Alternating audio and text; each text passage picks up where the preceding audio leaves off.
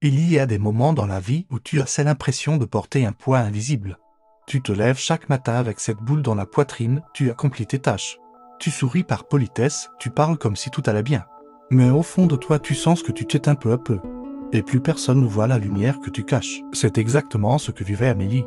Elle avait l'impression d'être enfermée dans une cage qu'elle avait construite elle-même. Avec les attentes des autres, avec la peur de décevoir. Avec ce besoin constant de prouver qu'elle était à l'auteur. Et plus elle essayait de montrer qu'elle tenait debout, plus elle se perdait à l'intérieur. Un soir, en rentrant tard après une journée comme les autres, elle s'est assise sur son lit incapable de retenir ses larmes et pour la première fois elle essaie de dire à voix haute « Je n'en peux plus ». Ce n'était pas un cri de faiblesse, c'était le début d'une vérité. Parce qu'elle a compris à cet instant qu'elle ne pouvait plus continuer à se trahir. Elle a fermé les yeux et dans ce silence lourd elle a revu l'enfant qu'elle avait été. Celle qui riait pour rien, celle qui croyait que tout était possible. Celle qui n'avait pas encore appris à se juger.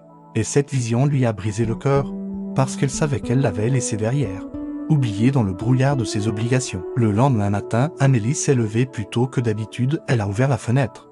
Elle a inspiré l'air frais et elle s'est fait une promesse chaque jour. Je ferai un pas vers moi, même petit, même fragile. Mais un pas quand même. Elle n'a pas changé de vie en un claquement de doigts. Elle n'a pas tout plaqué du jour au lendemain, mais elle a commencé à choisir différemment. Elle a repris son carnet, qu'elle n'avait pas touché depuis des années, et elle a écrit. Pas pour être lue, pas pour impressionner, mais pour vider ce qu'elle portait. Elle a commencé à marcher, pas pour se fuir, mais pour sentir ses jambes avancer. Pour se rappeler qu'elle pouvait encore aller de l'avant. Elle a pris du temps pour écouter. Non pas les autres, mais sa propre voix. Bien sûr, les doutes sont revenus, la peur aussi. Cette voix intérieure qui répète « Tu n'y arriveras pas ». Tu n'as pas la force, mais à chaque fois, elle se souvenait de cette nuit où elle avait dit « je n'en peux plus ». Et elle se disait « si j'ai survécu à ça, alors je peux survivre à tout ». Et petit à petit quelque chose a changé en elle, ce n'était pas spectaculaire, il n'y avait pas de miracle, mais une lumière discrète, une force tranquille, une certitude qui grandissait « je ne suis pas fini, je suis en train de renaître ». Un jour, alors qu'elle marchait dans un parc, elle a levé les yeux vers le ciel.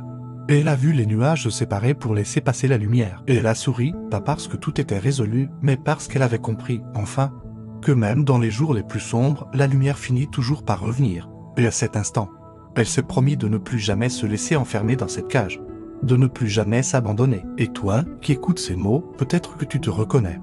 Peut-être que tu portes toi aussi ce poids invisible. Peut-être que tu te demandes si tu auras encore la force de continuer. Alors écoute bien, tu n'as pas besoin d'un miracle pour te relever. Tu n'as pas besoin que toutes les conditions soient parfaites.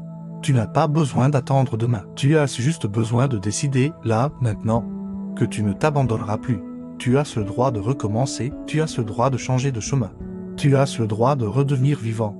Et si aujourd'hui tu poses un pas, même petit, même incertain, alors ce sera déjà le début de ta renaissance, parce que tu n'as pas été créé pour survivre.